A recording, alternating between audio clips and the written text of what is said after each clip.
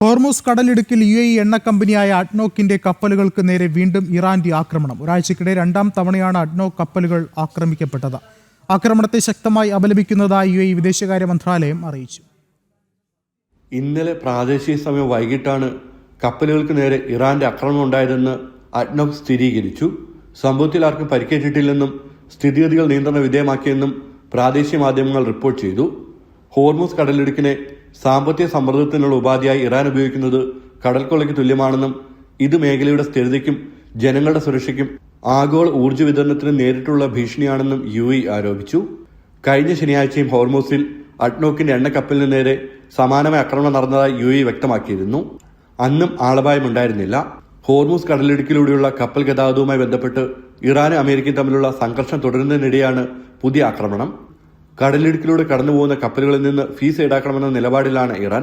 എന്നാൽ ഇതിനെ അമേരിക്ക ശക്തമായി എതിർക്കുകയാണ്. ജനം, ദുബായ്.